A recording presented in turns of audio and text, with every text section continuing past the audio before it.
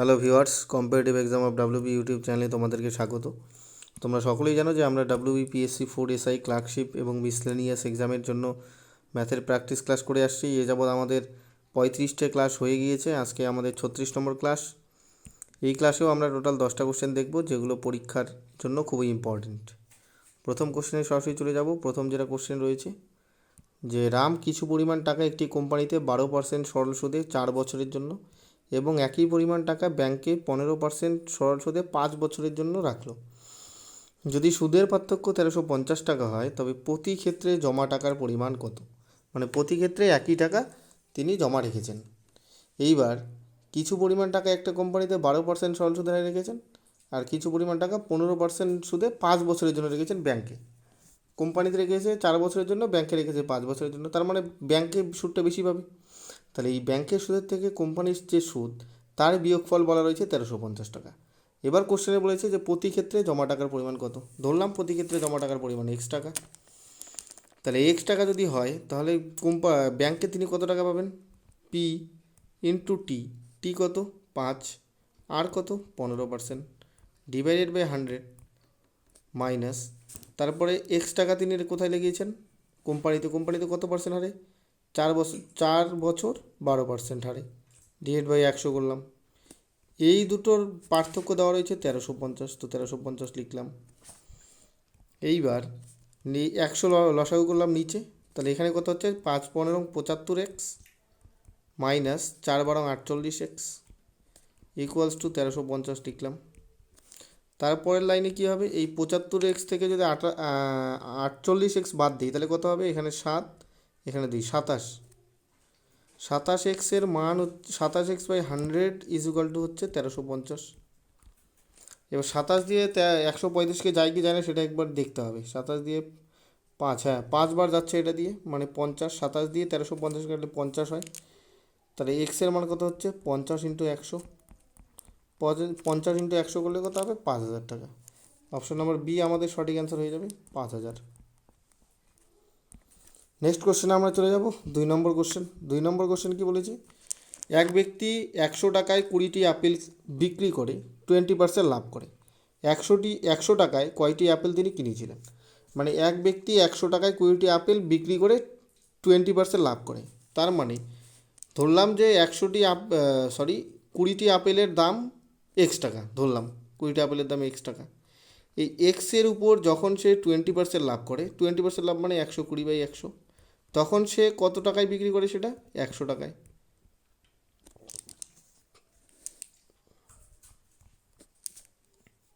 তাহলে এক্সের মান এখান থেকে কী কী আসবে?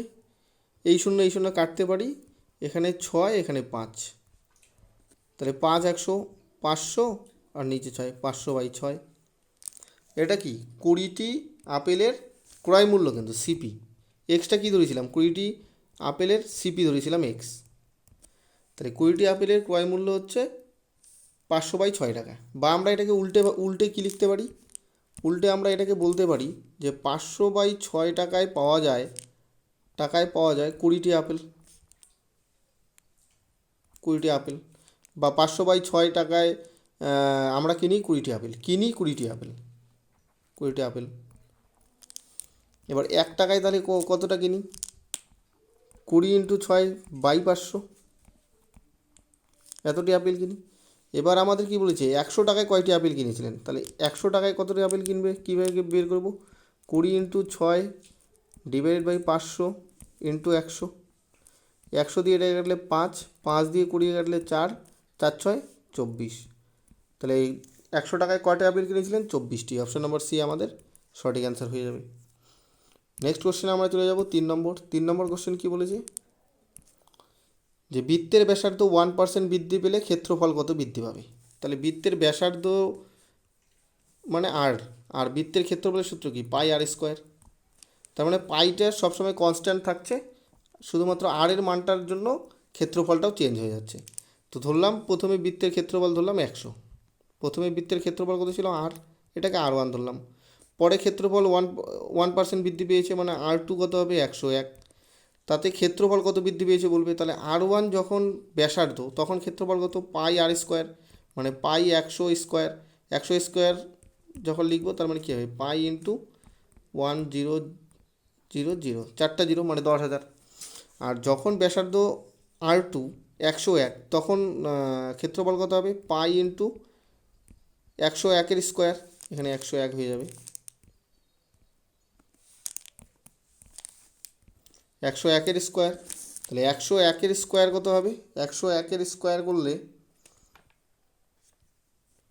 মানে 101 যদি আমরা গুণ করি তাহলে কত হবে এখানে 101ই হবে, 000 হবে, তারপরে আবার 101 হবে, তার মানে 10201 কী হবে পাই 10201। তাহলে এই 10,201 পাই থেকে যদি 10,000 পাই বাদ দিই তার মানে কত পাই থাকলো 201 পাই। তার মানে কি 201 পাইটা বেশি হয়ে যাচ্ছে। প্রথমে যখন ব্যাসার্ধ 100 ছিল তখন এই পাইটা পড়ে লিখি তাহলে সুবিধা হবে। প্রথমে যখন ব্যাসার্ধ 100 ছিল তখন তার ক্ষেত্রফল কত ছিল, তখন তার ক্ষেত্রফল ছিল 10,000 পাই। পরে যখন ব্যাসার্ধ 101 হলো তখন ক্ষেত্রফল কত হলো 10,201 পাই। তার মানে কি 201 পাই বেড়ে গেল, 10,000 পাইতে 201 পাই বেড়ে গেল। তাহলে কত পার্সেন্ট বৃদ্ধি পাবে বলেছে, যেহেতু পার্সেন্টেজ তার মানে 100-তে কত বৃদ্ধি পায় 10,000 পাইয়ে বৃদ্ধি পায় 201 পাই। 100 পাইয়ে কত বৃদ্ধি পায় সেটা বের করতে বলেছে। তো এই পাই কাটবো আমরা, এই 00 দিয়ে এই 00 কাটা যায়, তাহলে 200/100, 201/100, 201/100কে এই দুই ঘর 100-তে দুটো জিরো রয়েছে সেহেতু উপরে দুই ঘর পরে দশমিক হবে, তাহলে 2.01 হবে আমাদের অ্যান্সার। 2.01 অপশন নম্বর ডি আমাদের সঠিক অ্যান্সার হয়ে যাবে। নেক্সট কোশ্চেনে আমরা চলে যাব 4 নম্বর কোশ্চেন বলেছে একটি নৌকা স্রোতের অনুকূলে 2 কিলোমিটার দূরবর্তী কোনো স্থানে গিয়ে প্রতিকূলে ফিরে আসতে 80 মিনিট সময় লাগে।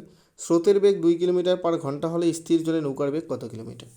তাহলে স্থির জলে একটি নৌকা কি বলেছে স্রোতের অনুকূলে 2 কিলোমিটার কোনো স্থানে গিয়ে প্রতিকূলে ফিরে আসতে 80 মিনিট সময় লাগে, মানে 2 কিলোমিটার রাস্তা সে যায় আবার ফিরে আসে, ফিরে আসতে তার মোট টোটাল 80 মিনিট সময় লাগে।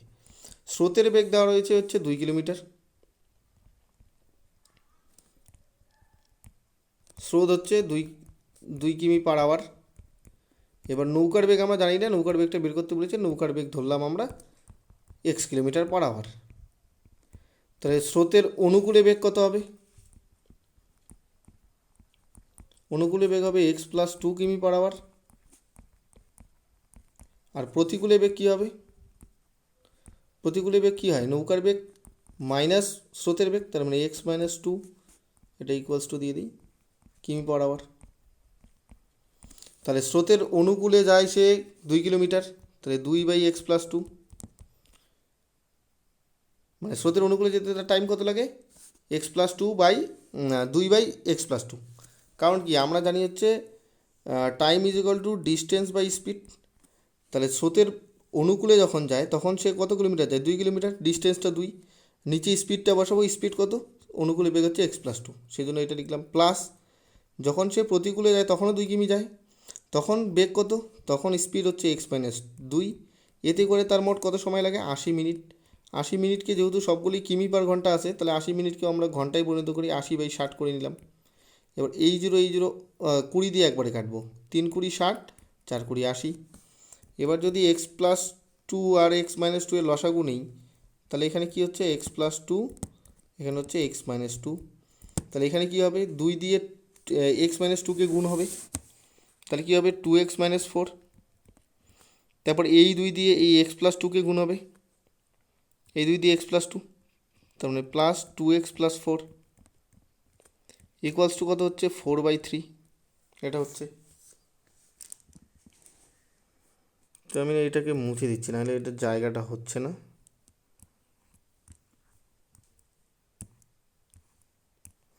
এবার আমরা কি করতে পারি, এখানে 2x আর 2x এই 4 প্লাস এই +4 - 4 কাটা যাবে, তার মানে উপরে 4x থাকবে, 2x 4x, নিচে কি থাকবে x + 2 x - 2, মানে square minus B square, a + b × a - b, তাহলে স্কোয়ার মাইনাস বি স্কোয়ার করবো, তার মানে x² - 4 ইকুয়ালস টু কত হবে 4/3। এইবার যদি করি এখানে তাহলে কি করব 3 × 4 = 12, তার মানে এই 4 কাটতে পারি আবার, তার মানে এখানে কি হচ্ছে x² - 4 = 3 হচ্ছে। কোথাও একটা ভুল হয়ে গেল নাকি, এখানে 4x ছিল তো, ও আচ্ছা এটা 3x হবে, কারণ এই যে এই 3 আর x যোগ 4 4 কাটলাম, এই 3 আর x গুণ করলে 3x হলো। তারপর আমরা কী করলাম, এক্স স্কোয়ার মাইনাস 3x, এই 3xটা এই পাশে নিয়ে আসলাম, -4 = 0। তারপরে আমরা কী করলাম, এই এটাকে ভাঙালাম, মানে দ্বিঘাত সমীকরণটাকে, 4কে 4 যদি করি, তার মানে x square -4x plus x -4 = 0 লিখতে পারি। -4x প্লাস এক্স যোগ করলে -3x হয়। তারপর যদি আমরা এক্স কমন নিই, এক্স -4 হয়ে যাচ্ছে, প্লাস যদি 1 কমন নিই, এক্স -4 হয়ে যাচ্ছে, = 0। এটার থেকে কী বলতে পারি, x + 1 ইন্টু x -4 = 0। এটার থেকে আমরা কি বলতে পারি, এটার থেকে আমরা বলতে পারি যে x = 1, সরি -1, আর আরেকটা হবে x = 4। কী করে, কারণ হচ্ছে x -4 = 0, তাহলে x এর মান হচ্ছে 4। এই x -4 = 0 কীভাবে লিখলাম, যে দুটো সংখ্যার গুণফল যখন 0 হবে তখন এই দুটো সংখ্যার মধ্যে যে কোনো একটা 0 হতেই হবে। তাহলে x -4 হয় 0, নাহলে x + 1 0। তাহলে x + 1 যদি 0 হয় তাহলে x এর মান -1, যদি x -4 = 0 হয় তাহলে x এর মান 4। তাহলে x এর মান, x আমরা কী ধরেছিলাম, নৌকার বেগ, নৌকার বেগ কখনো মাইনাসও হবে না, তার মানে নৌকার বেগ কত হবে, 4। অপশন নম্বর এ আমাদের সঠিক অ্যান্সার হয়ে যাবে। যদি কেউ এইভাবে না করতে চায় তাহলে বেস্ট অ্যাপ্রোচ আমার মনে হচ্ছে, এইভাবে করলে অনেকটা টাইম লেগে গেল, 2 মিনিটের বেশি। তো বেস্ট অ্যাপ্রোচ আমার মনে হয় ওই অপশন টেস্ট করাটাই বেটার। নেক্সট কোশ্চেনে চলে যাব, 5 নম্বর। 5 নম্বর কোশ্চেন বলেছে 100 মিটার দৈর্ঘ্যের একটি ট্রেন প্ল্যাটফর্মে দাঁড়িয়ে থাকা এক ব্যক্তিকে 15 সেকেন্ডে অতিক্রম করে। ট্রেনটি 300 মিটার দৈর্ঘ্যের একটি সেতুকে অতিক্রম করতে কত সময় নেবে? এবার আমরা কি জানি, একটি ট্রেন যখন কোনো প্ল্যাটফর্মে দাঁড়িয়ে থাকা কোনো ব্যক্তিকে অতিক্রম করে তখন ট্রেনটি তার নিজের দৈর্ঘ্যই যায়। তাহলে ট্রেনটি হচ্ছে 15 সেকেন্ডে 100 মিটার যায়, এটা বলতে পারি, কারণ 100 মিটার তার নিচের দৈর্ঘ্য। তাহলে ট্রেনটি যদি 15 সেকেন্ডে যায় 100 মিটার, তাহলে ট্রেনের স্পিড কত? স্পিড অফ ট্রেন, ট্রেনের স্পিড আমরা কি বলতে পারি, 100/15 মিটার/সেকেন্ড, মিটার/সেকেন্ড। তাহলে ট্রেনটা যখন 300 মিটার দৈর্ঘ্যের একটি সেতু অতিক্রম করবে তখন কত সেকেন্ড সময় নেবে? তাহলে ট্রেনটি যখন 300 মিটার দৈর্ঘ্যের সেতু অতিক্রম করবে তখন ট্রেন তার নিজের দৈর্ঘ্য প্লাস সেতুর দৈর্ঘ্য অতিক্রম করবে। তাহলে ট্রেনের দৈর্ঘ্য হচ্ছে 100, সেতুর দৈর্ঘ্য হচ্ছে 300, তার মানে মোট কত দৈর্ঘ্য অতিক্রম করবে? 400 মিটার দৈর্ঘ্য অতিক্রম করবে। তাহলে ট্রেনটি হচ্ছে 1 সেকেন্ডে যায়, বা 100/15 মিটার যায় 1 সেকেন্ডে, তাহলে 400 মিটার যেতে কত সেকেন্ড সময় লাগবে? কী করে করব? 400/100/15 করব। কী করে? কারণ আমরা কি জানি, টাইম = ডিস্টেন্স বাই স্পিড। তাহলে এখানে ডিস্টেন্স কত? 400, সেই জন্য 400টা উপরে লিখলাম। স্পিড কত? 100/15, সেই জন্য 100/15টা নিচে লিখলাম। তারপরের লাইনে এটাকে ভাঙিয়ে দিলাম, উপরে 15 চলে আসলো, নিচে 100। এই 100 দিয়ে 400 কাটলে 4, 4 15 60, তাহলে 60 সেকেন্ড সময় লাগবে। অপশন নম্বর বি আমাদের অ্যান্সার হয়ে যাবে। নেক্সট কোশ্চেনে চলে যাব, 6 নম্বর। 6 নম্বর কোশ্চেন কী বলেছে, একটি বাস বিরতি ছাড়া কোনো স্থান 54 কিলোমিটার/ঘন্টা গড় গতিবেগে এবং বিরতি সহ 45 কিলোমিটার/ঘন্টা গড় গতিবেগে অতিক্রম করে। বাসটি প্রতি ঘন্টায় কত মিনিট থামে? এই ধরনের অঙ্ক যদি আসে তাহলে এই যে বিরতি যেটা রয়েছে, বিরতি ছাড়া, সেটাকে আমরা এ ধরবো। এ মানে কি? বিরতি ছাড়া। আর যেটা বি ধরবো সেটা হচ্ছে বিরতি সহ, বিরতি সহ। তারপরে প্রতি ঘন্টায় যদি বের করতে বলে তাহলে আমরা কি করব, এটা একটা সূত্র আছে,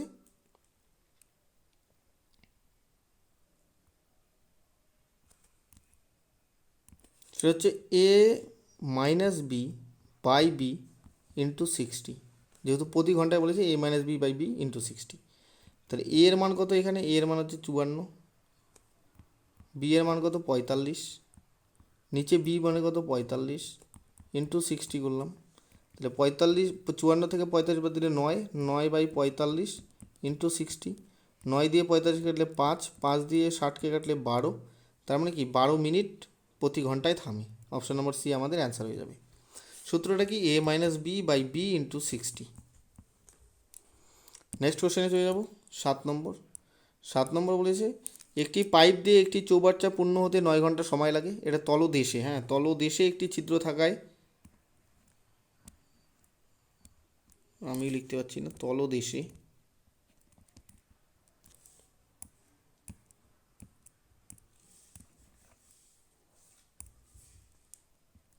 এটা ছিল যাই হোক এটা লেখা যাচ্ছে না, তো এটা তলদেশেই হবে। এটা বলে দিলাম, এটা তলদেশে একটি ছিদ্র থাকায় খালি চৌবাচ্চা পূর্ণ হতে 10 ঘন্টা সময় লাগে। ওই ছিদ্র দিয়ে কত ঘন্টায় চৌবাচ্চা খালি হবে? তাহলে একটা পাইপ আছে ধরলাম এ, সেটা দিয়ে 9 ঘন্টা টাইম লাগে। আর একটা আছে এ প্লাস এই পাইপটা প্লাস একটা অন্য একটা পাইপ আছে যেটা দিয়ে লিক আর কি, অন্য যেটা পাইপ সেটা হচ্ছে লিক, ওটাকে বি ধরলাম। এই দুটো যখন চালাই তখন আমরা হচ্ছে যখন এ পাইপ দিয়ে ঢোকাই আর বি পাইপ দিয়ে বের করি তখন টাইম লাগে কত? 10 ঘন্টা। যখন এই পাইপ দিয়ে ভরি তখন লাগে 9 ঘন্টা। যখন এ পাইপ দিয়ে ভরি আর বি পাইপ দিয়ে বের করি, এটা মাইনাস আর কি, মাইনাস বি করি, তখন হচ্ছে 10 ঘন্টা টাইম লাগে। তাহলে এ মাইনাস বি করে দিই এখানে। যাই হোক এ মাইনাস বি যেটা করলাম, এ মাইনাস বি মানে এ দিয়ে ভরবো বি দিয়ে বের করবো, এতে টাইম লাগে 10 ঘন্টা। তো এদের এলসিএম কত? 90। ধরলাম হচ্ছে 90 একক হচ্ছে ওই যে চৌবাচ্চাটা পূর্ণ করবে তার হচ্ছে সেই চৌবাচ্চাটার আয়তন হচ্ছে 90 একক। তাহলে আমরা এখান থেকে কী বলতে পারি? এ হচ্ছে 9 ঘন্টায় ভরে 90 একক, তার মানে 1 ঘন্টায় ভরবে কত একক? 10 একক। আর এ আর বি মিলে 10 ঘন্টায় ভরে 90 একক, 1 ঘন্টায় ভরবে 9 একক। তার মানে কি এই বি পাইপটা আর এই উপরের এ পাইপটা হচ্ছে 1 ঘন্টায় ভরে 10 একক, আর এই বি পাইপটার জন্য আর এ আর বি মিলে ভরে হচ্ছে 9 একক। এই এ আর বি মিলে কম ভরে কেন? কারণ বি দিয়ে হচ্ছে জল বেরিয়ে যায় আর এ দিয়ে ঢোকে হচ্ছে 10 একক। তার মানে বি দিয়ে তার মানে নিশ্চয়ই 1 একক বের হবে। তারপরেই হচ্ছে এ আর বি মিলে 9 একক ভরবে 1 মিনিটে। এ যদি ভরে 10 একক তার মানে বি 1 একক বের করে দিবে। তারপরেই এ আর বি মিলে হচ্ছে 9 একক ভরবে 1 মিনিটে। তাহলে বি পাইপটা কী করলো? 1 মিনিটে 1 একক জল বের করে দিল। বি 1 মিনিটে, সরি 1 ঘন্টায়, এখানে ঘন্টা যেহেতু সবখানে বলা আছে তো 1 ঘন্টায়, 1 ঘন্টায় 1 একক জল খালি করে, বের করলো মানে খালি করে। বি 1 ঘন্টায় 1 একক জল খালি করে, তাহলে টোটাল জলাধারটার আয়তন কত? 90 একক। তাহলে 90 একক কতক্ষণে খালি করবে? 1 ঘন্টায় যদি 1 একক খালি করে তাহলে 90 একক খালি করবে 90 ঘন্টায়। সেহেতু আমাদের অ্যান্সার হয়ে যাবে অপশন নম্বর সি, 90। নেক্সট কোশ্চেনে চলে যাব 8 নম্বর। 8 নম্বর কোশ্চেন কী বলেছে? এ বি একত্রে একটি কাজ 8 দিনে, বি এবং সি একত্রে 12 দিনে, এবং সি এবং এ, এখানে সি এবং এ ছিল, সি এবং এ একত্রে একটি কাজ, এটা তাহলে মুছে দিই, সি এবং এ একত্রে একটি কাজ 8 দিনে করতে পারে, তারা একত্রে কাজটি কত দিনে করবে? তাহলে এ প্লাস বি মিলে করে হচ্ছে 8 দিনে, বি প্লাস সি মিলে করে হচ্ছে 12 দিনে, আর সি প্লাস এ মিলে করে হচ্ছে 8 দিনে, এটা বলা রয়েছে। তাহলে টোটাল কাজটা ধরবো এদের এলসিএম 8, 12 আর 8-এর এলসিএম নিশ্চয়ই 24 হবে। তার মানে এ আর বি 8 দিনে করে 24 একক, তার মানে একদিনে করবে 3 একক। বি প্লাস সি 12 দিনে করে 24 একক, একদিনে করবে 2 একক। সি প্লাসে 8 দিনে করে 24 একক, একদিনে করবে 3 একক। এইবার A B, B C, C এ, তার মানে 2বার করে এ আছে, 2বার করে বি আছে, 2বার করে সি আছে, তো 2 ইন্টু এ প্লাস বি প্লাস সি একদিনে কতটুকু করে? 3 3 6, 6 2 8, 8 একক। তার মানে 2 ইন্টু এ প্লাস বি প্লাস সি একদিনে করে 8 একক। তাহলে এ প্লাস বি প্লাস সি একদিনে করবে কত একক? 8/2 একক, তার মানে 4 একক, 4 একক করবে। তাহলে এ বি সি মিলে যদি একদিনে করে 4 একক, তাহলে 24 একক করবে কদিনে? বা এইভাবে বলতে পারি 4 একক করে একদিনে, তাহলে 24 একক করবে কদিনে? 6 দিনে। কী করে? 4 দিয়ে যদি আমরা 6 গুণ করি তাহলেই 24 হয়, তাহলে এককেও 6 দিয়ে গুণ করতে হবে। বা যদি এটা কেউ না বোঝে সে এভাবে করতে পারে, এই কালিতে করে দিই, যে 4 একক করে হচ্ছে একদিনে, 1 একক করবে হচ্ছে 1/4 দিনে, 24 একক করবে হচ্ছে 1/4 ইন্টু 24, তাহলে 4 দিয়ে 24কে কাটলে 6, 6 দিনে। তো অ্যান্সার হচ্ছে অপশন নম্বর সি, 6। 9 নম্বর কোশ্চেনে চলে যাব। 9 নম্বর কোশ্চেন কী বলেছে? যে কিছু শিক্ষার্থীর ওজনের গড় 55 কেজি, 20 জনের ওজনের গড় 60 কেজি এবং বাকিদের গড় ওজন 51 কেজি, শিক্ষার্থীর সংখ্যা কতজন? এবার এটা যদি এক্স ধরে করি তাহলে আমাদের খুব বড় হয়ে যাবে। তো আমরা কি করে করব? যে কিছু শিক্ষার্থীর ওজনের গড় 55, 20 জনের ওজনের গড় কত? 60, তাহলে 20 জনের ওজনের গড় 60, আর বাকিদের ওজন কত? 51। এই সবার মিলে ওজন, গড় ওজন কত? 55 এখানে লিখলাম। তাহলে এই যে 60 যে গড় ওজন ছিল সেটা কত জনের ছিল? সেটা 20 জনের ছিল, 20 জনের ছিল। তাহলে এবার আমরা এটাকে এলিগেশন লাগাবো। তাহলে 55 থেকে 51 বাদ দিলে কত হবে? 4, কোনাকুনি বিয়োগ, 55 থেকে 51 বাদ দিলে 4, 60 থেকে 55 বাদ দিলে 5। তার মানে 4:5 অনুপাতে শিক্ষার্থী ভাগ হয়ে যাবে। তার মানে এই যে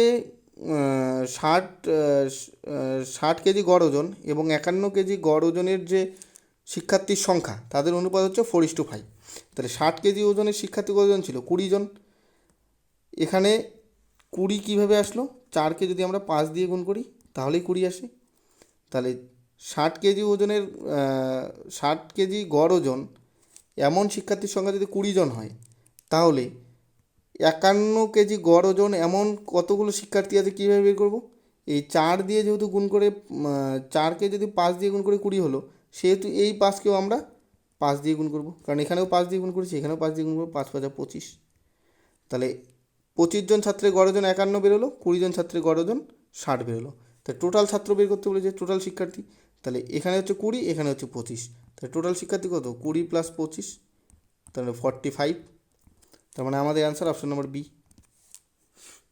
যদি কেউ না বুঝে থাকো কমেন্ট করতে পারো, নেক্সট ভিডিওতে বোঝানোর চেষ্টা করা হবে। নেক্সট কোশ্চেন 10 নম্বর বলেছে যে কোনো ব্যবসায় ABC এর মূলধনের অনুপাত 5:6:8 এবং বছরের শেষে প্রাপ্ত লভ্যাংশের অনুপাত 5:3:1। তাদের মূলধনের নিয়োজিত সময়ের অনুপাত কত? তাদের মূলধনের নিয়োজিত সময়ের অনুপাত। তো এখানে একটা সূত্র আছে, সেটা কি?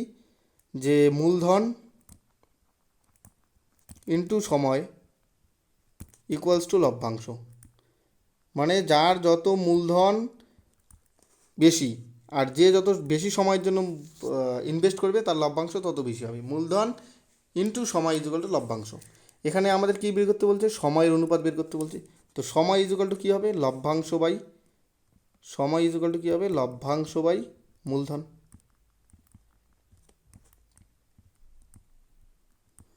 তো আমরা ধরলাম এ এর মূলধন 5, বি এর মূলধন 6, সি এর মূলধন 8, আর লভ্যাংশ অনুপাত এ এর লভ্যাংশ 5, বি এর লভ্যাংশ 3, সি এর লভ্যাংশ 1। তাহলে তাদের মূলধনের নিয়োজিত সময়ের অনুপাত বের করতে বলছে। তাহলে সময়ের অনুপাত কী হয়? লভ্যাংশ বাই মূলধন। তাহলে এ এর লভ্যাংশ কত? 5। তো A:B:C এর সময়ের অনুপাত বের করতে বলেছে। তো প্রথমে আমরা লভ্যাংশ লিখবো। এ এর লভ্যাংশ কত? 5। এর মূলধন কত? এর মূলধন হচ্ছে 5:, তারপরে বি এরটা বের করবো। বি এর লভ্যাংশ কত? 3, আর বি এর মূলধন কত? 6, 3/6:। তারপরে কী করব? সি এর লভ্যাংশ কত? 1, আর সি এর হচ্ছে মূলধন কত? 8, তাহলে 1/8 করলাম। তারপরে এই 5 কাটবে, 3 দিয়ে 6কে কাটলে 2 হবে। তার মানে এখানে কী হচ্ছে? আলটিমেটলি হচ্ছে 1:2.5:1/8 এটা হচ্ছে। তাহলে এবার সবগুলোকে যদি, মানে এটা ভগ্নাংশে আছে, তো আমরা যদি পূর্ণ সংখ্যায় পেতে চাই তাহলে কি 8 দিয়ে আমাদের সব কটাকে গুণ করতে হবে। তো আমরা কী করবো? সব কটাকে 8 দিয়ে গুণ করি। প্রথমটাকেও 8, দ্বিতীয়টাকেও 8 দিয়ে গুণ করি, তৃতীয়টাকেও 8 দিয়ে গুণ করি। তাহলে এই 8 কাটবো, 2 দিয়ে 8কে কাটলে কত হবে? 4। তাহলে 8কে 8:4কে 4:1। তাহলে 8:4:1 এটা তাদের সময়ের অনুপাত হবে। মূলধনের নিয়োজিত সময়ের অনুপাত হবে 8:4:1। তার মানে অপশন নম্বর এ। তো এখানেই আমাদের টোটাল 10টা কোশ্চেন শেষ হয়ে গেল। থ্যাংক ইউ ভিডিওটা দেখার জন্য। যদি মনে হয় এই ধরনের ভিডিও তোমাদের প্রিপারেশনে হেল্প করছে, তো আমাদের চ্যানেলটাকে সাবস্ক্রাইব করে রেখে দিতে পারো এবং ভিডিওটা ভালো লাগলে বন্ধুদের সাথে লাইক শেয়ার করে দিতে পারো। Thank you.